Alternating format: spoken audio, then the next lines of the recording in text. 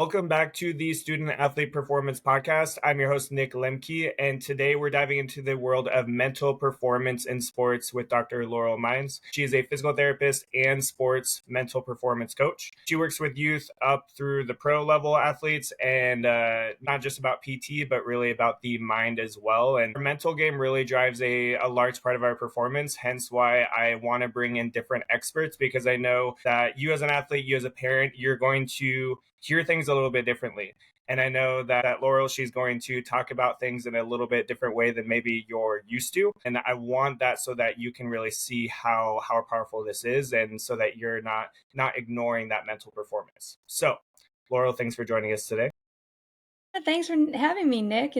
I'm excited to be here. Yeah, so I want to go right into, you talk about this thing that initially people are probably like, what is this? So, what is that mind muscle that you talk about?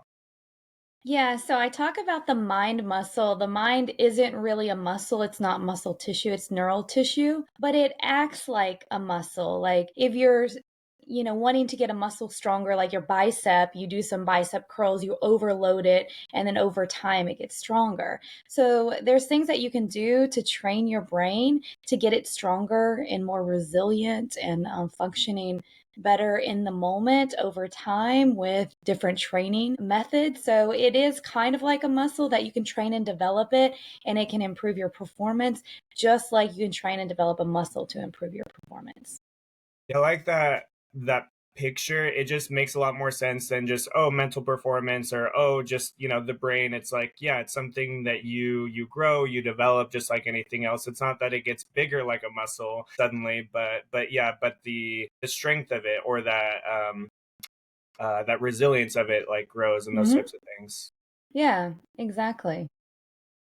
What about, so you talk about that a lot of athletes tend to ignore mental performance and ignore that mind muscle, like training it. What do you feel like is that biggest gap there about training that mind muscle? Yeah, so I think the biggest gap there in training the mind muscle is that a lot of coaches, trainers, they think that they actually train it by giving the athlete a motivation, telling them to visualize, deep breathe, these what I call kind of band-aid approach strategies. And it's not like these things are bad, but they don't go deep enough to develop the mind muscle to actually improve your performance. So what they're doing is they're offering all that they think that they know, but they don't know how to really grow and develop it in the most powerful way. So I think a lot of coaches say this is mental performance, this is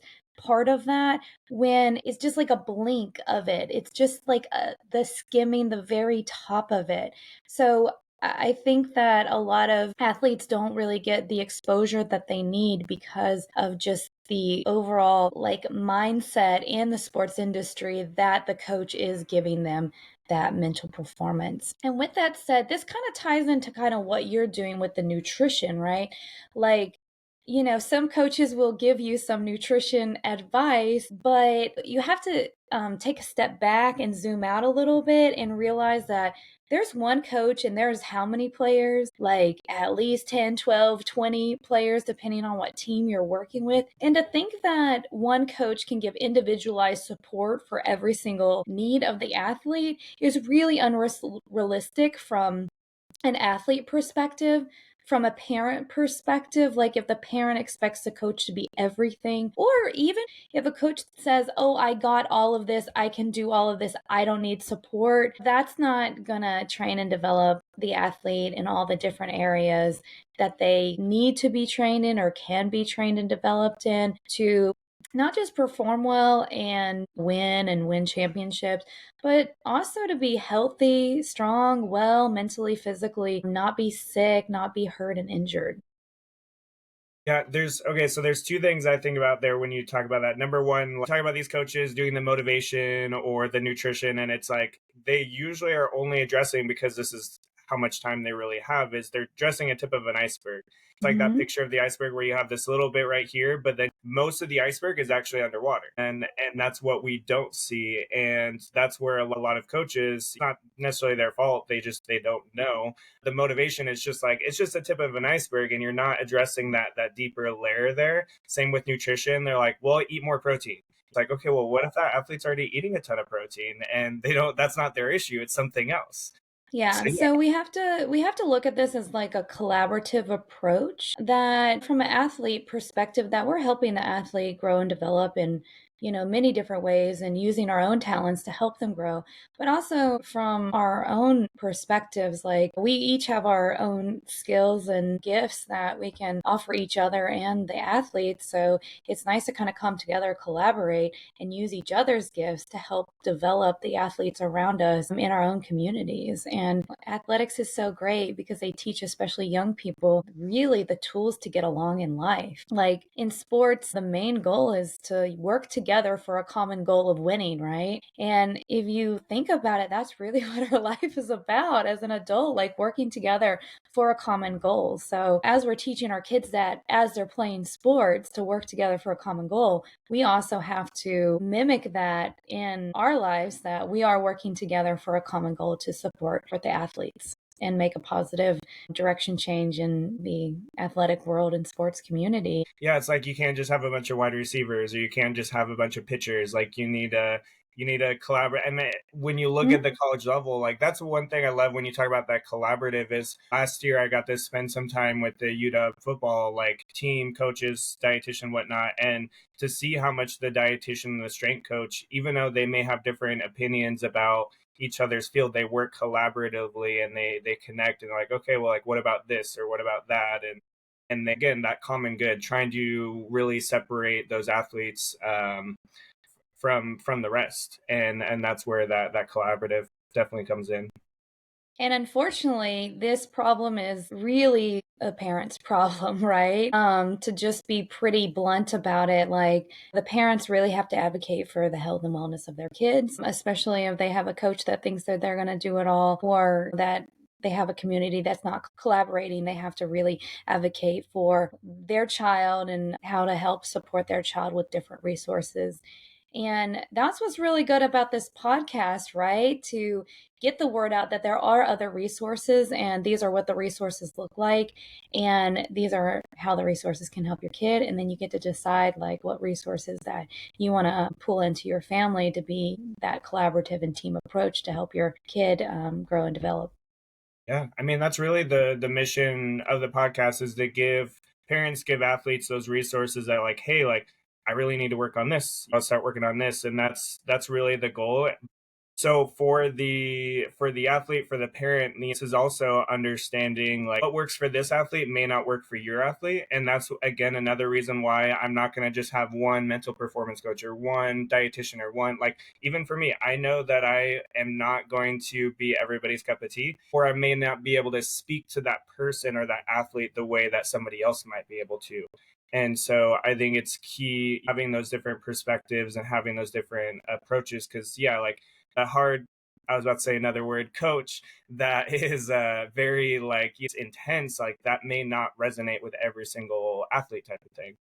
I want to address that motivation piece because like motivational quotes because like coaches you got that motivational quote stamped on the wall or it might be like planted somewhere you'll see the motivational videos. What's limiting about motivation like motivational like quotes and that type of stuff? Yeah, so the motivational quote is kind of just a band-aid approach and it ignores this big issue underneath the surface like you were talking about the iceberg, right? Like you can tell a kid, "Oh, just be more confident, just have more motivation, just show up earlier, work harder." Whatever. But what happens is there's this huge thing in between the athlete and that motivational quote and that drive and confidence and motivation and direction, right? There's something, this huge thing, and you can call it like a blind spot, a glass ceiling. I call it like a background program. So what you have is like you have these background programs running in your mind. and they really get in the way. So they get in the way of like realizing what that motivational quote's supposed to be doing. They can't really see what that looks like. They have this idea of it, but it's like this vague idea. It's not like concrete. It's not tangible. They don't embody and embrace it because there's this background program running. So what you actually have to do is you have to figure out what that background program is that's just running in the background, and you actually have to do the work to find that. So when I'm working with athletes, I'm doing some physical therapy and performance training with this one athlete, and she comes in and she is sixth grade. She's a soccer player. She just talks a lot, and I can tell that there's some blind spots. I can tell that there's these background programs, and I can kind of get a sense of what it is. But unless the athlete actually does the work to discover it, like I can tell this athlete all day, this is your blind spot, this is your background program. But until they see what it is, where it comes from, and how it's actually working, in their life to like sabotage them, they don't really get a full sense of it, and then they can't really control it. They can't really get a handle on it. So there's this process to go through to actually uncover the background programs that are just running automatically all day, every day, that's stopping you, right? And so there's this process that you actually discover what that background program is, and then you can deal with the program, or you can get rid of the program, or whatever there is to do around whatever that program is to get it out of that way between you and the goal that you're trying to achieve. With that said, there's this quote, get your head in the game. And every coach says it, every athlete hears it, but most athletes, most coaches don't really know what it truly means, and they don't know how to, the coaches don't really know how to take the athlete to that. And the athlete kind of has a vague sense of it, but they don't have a concrete, tangible sense of it, right? The process to get them to get their head in the game is to, one, recognize that background program, recognize exactly what that program is, recognize where it came from, and then deal with it, and then recognize when that background program is coming up in the game or in the moment, and then be able to deal very powerfully, very quickly in that moment to get that background program out of the way, and then be able to actually focus on what's happening in the game. But if you never know what your background program is, you'll never be able to see, if is my head in my background program or is it in the game? And you'll never be able to get a sense of truly what it means to get your head in the game. So each athlete's background program that's running is going to be different, like every single athlete, right? So one athlete I worked with, she was 10 years old. She's a gymnast. She just had a lot of pressure, stress, anxiety, overwhelm, right? All of the things. And her parents were like super supportive. They just didn't know what was going on. I had a mutual connection that referred me to her. In this discovery process, we discovered that her background program is, my dad calls me his little champion, but if I don't win the championship, he's not proud of me. So like, even a very supportive, loving family, parents, it created this background, and it's not the parents' fault. It's just how our brain processes information as we're growing and developing. So this background program that was always running is, if I don't win, if I don't perform, if I don't do well, then my dad's not proud of me. So that was just always running, but she never had a sense of, she never knew that that was what was running, that was in the way of her performance. And that's what was putting all this pressure, stress, overwhelm. As soon as she didn't perform, that background program was just like running again. It was just always running. And we had to like bring that program to the forefront, and then we deal with this. And she discovered in the process of dealing with this that if she shows up and does her best, she's proud of herself. And only when she had the internal sense of, when I show up, I can be proud of myself, only then can she actually live in a world externally that she feels, people are proud of her, and that pride externally from her coach or her parent. But that's never, ever available as long as that background program is running, sabotaging you. So I can't remember what level gymnastics she was in, maybe level 7. She was trying to go to level 8 at the time. And her scores were out of 40, like low 30s. Like, I think her goal was to get like 34, 35. And literally in 5 weeks, her scores went from low 30s to 37. So just like with mental performance coaching alone, she drastically improved. Like she improved her score 5, 6 points. It's really incredible to see that the physical performance actually has no limit when you do mental performance training and get these background programs out of the way. I like that. So it kind of stuck out to me when you mentioned that, like the dad saying like my little champion, and like you said, it wasn't like out of like anything negative, it was all positive. And I just to paint a picture and just to better understand it too is when we name where we live. Like I live in Seattle.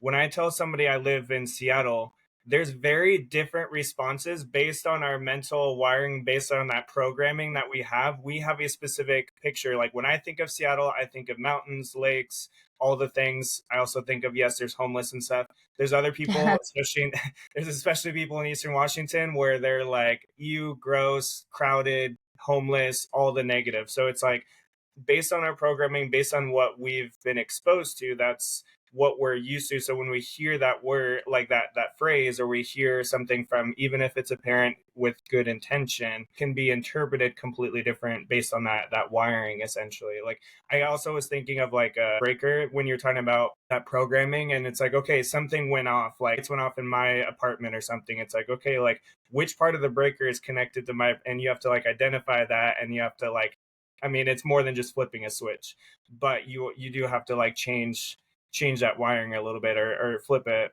in a sense, flip a switch, I guess. I think this is a good place to talk about the learning that takes place during this coaching. There's different types of learning. Knowledge-based learning is where you get some information, you study it, you learn it, you practice it, and then you try to get better at it, and then you take a test to see what you've learned, right? Well, that's not the learning that goes on in the coaching that I do. And that can definitely set apart some different levels of coaching, knowledge-based, coaching versus what I do is discovery based learning. And my coaching is really discovery based. So the discovery based is like when you have that aha moment. And when you have that aha moment, that discovery of what it is, you don't have to practice and develop the skill or the knowledge or the learning. It's actually already automatically available to you at that moment.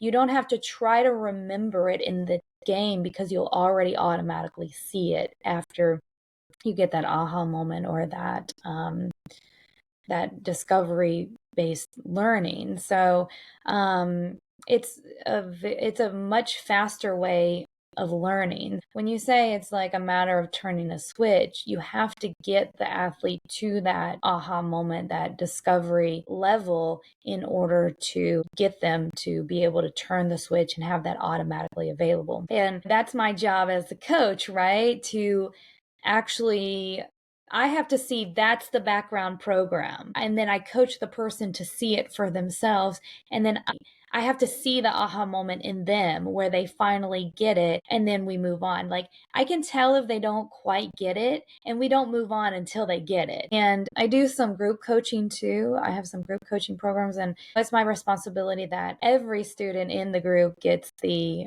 aha moment available to them. And I don't stop short of that for the athlete, right? Because that learning is so powerful. And like I said, that will flip the switch, and it will have immediately actionable things that they can take in the game, and they don't have to remember things in the moment because they'll already see them.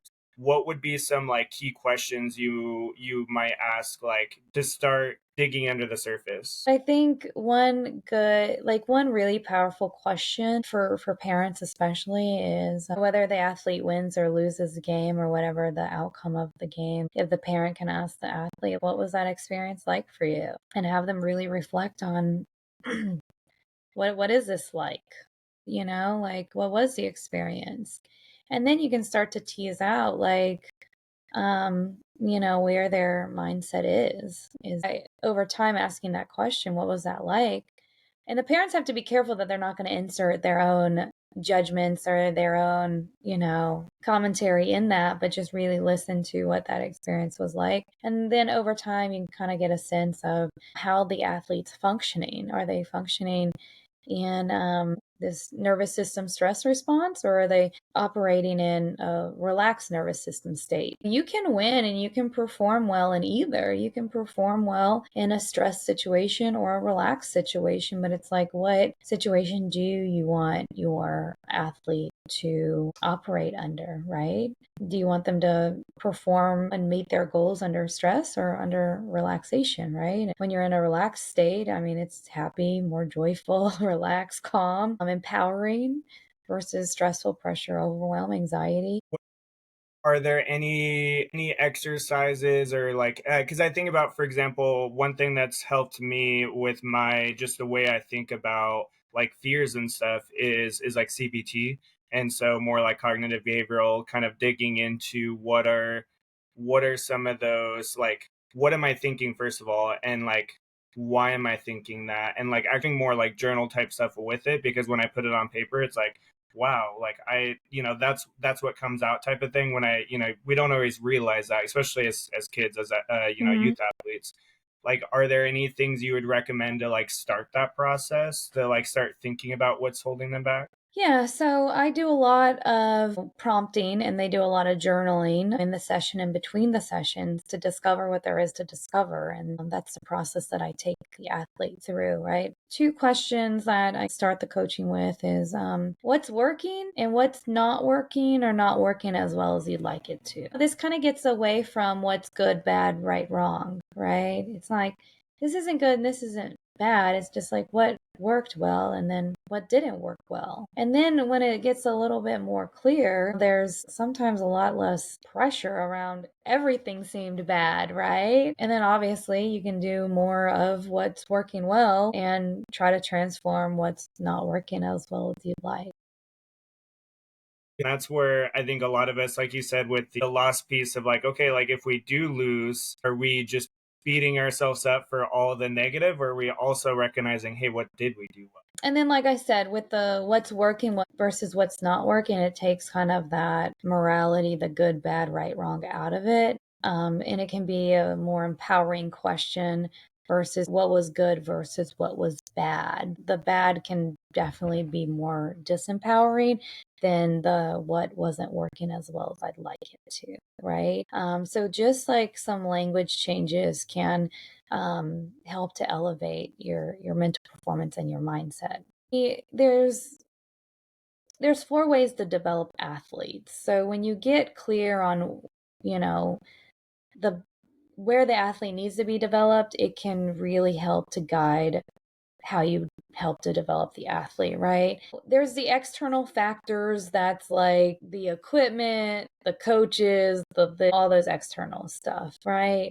Then you have like when you look at the athlete and the internal factors, you have four ways to develop an athlete. You can develop their physical performance, their mental performance, their skill, and their strategy. The mental performance is really like 80%. The physical performance, skill, strategy, and the external factors are like 20%, right? The mental performance is so, so important. But when you look at the other thing, like when we look at our physical performance, that's where I put nutrition under. The fuel that's coming in is giving you the energy that you're expending. It's the strength, endurance, stamina, power, stability. That's where kind of if you're having pain or injury, the physical performance that's around that. The skill are just like the sport specific skill that you need to play the sport, right? Then you have the strategy. A lot of coaches deal a lot with the strategy.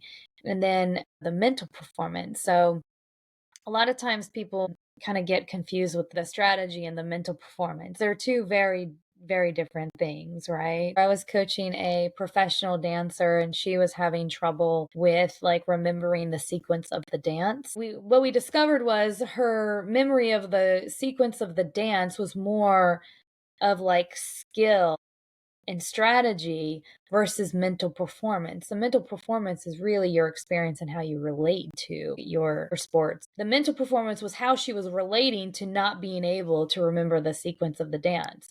But remembering the sequence of the dance wasn't really like mental performance per se. It was really like the skill or the strategy that she needed in order to perform in her professional dance career. But only when we tease that out, then she could deal with it very specifically. When she was getting down on herself because she couldn't remember, it all got jumbled and cloudy, just muddied the water, and then you couldn't really see where I need to work on. And when we got her experience of the failure out of the way of remembering the dance sequence, she could actually put her energy and effort into different strategies to remember the dance sequence, which improved her skill.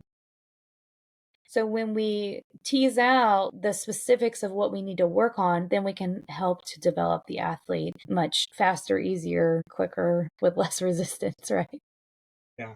No, I like that because I mean, you think about it could be like there's so many different examples of like what that external thing could be. It could have been like a breakup that just completely clouds that brain where you just like cannot see anything beyond that right now, and so you're like trying to perform well, you're trying to do whatever, and you just can't go beyond that. Or maybe you struck out or you missed like a touchdown catch, and it's like you're so fixated on that, and you're seeing the tip of the iceberg, you're not seeing like what's going on behind the scenes, and like you can't execute as well when you don't can't get past that failure or that whatever may have happened, that external thing. Yeah, so I had a professional baseball player that I was working with, and he just said, I just push all the stuff that I don't like back.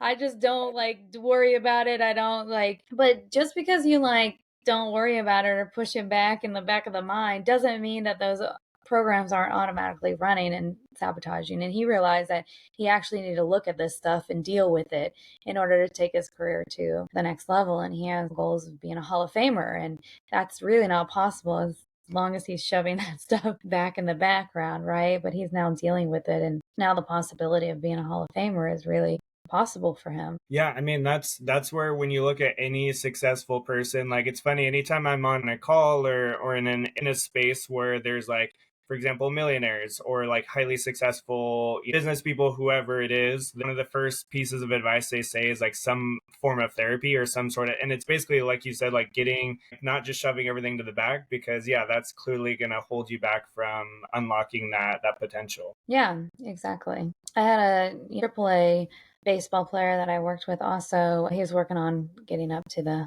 MLB, and through this process that we were working with him, he increased his batting average from about 212 to 355 in like 4 weeks.